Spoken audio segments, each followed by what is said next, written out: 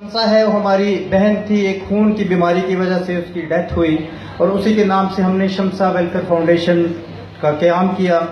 Shamsa welfare foundation के ज़ेर एहतमाम हम अभी तक तकरीबन 1600 के करीब खून के बैग अतिया कर चुके हैं, जिसमें मेरे दोस्त यहाँ पे मौजूद हैं, शेख फखरुल इस्लाम फैसल। उन्होंने अपने खून के 30 बैग अतिया किए। अपने खून का एक बैग भी अतिया करवाना कितना मुश्किल है, ये आपको मुझसे ज़्यादा इसका अंदाज़ा है।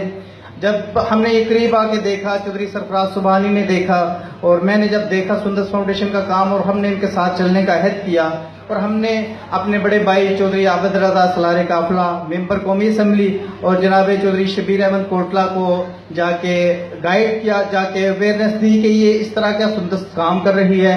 और मेरे भाई चौधरी शबीर अहमद कोटला जो अपनी बेपनाह मसरूफियात के बावजूद 5 घंटे तक सुंदस के सेटअप में मौजूद रहे और सारे काम को, सारे प्रोसेस को देखा।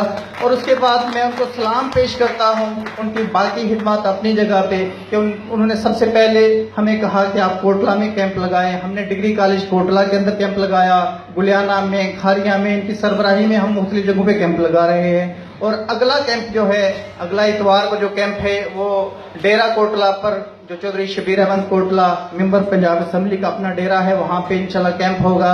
और उसमें इलाके भर से डोनर आएंगे जो इंशाल्लाह सुंदस की कमी को, खून की कमी को पूरा करेंगे।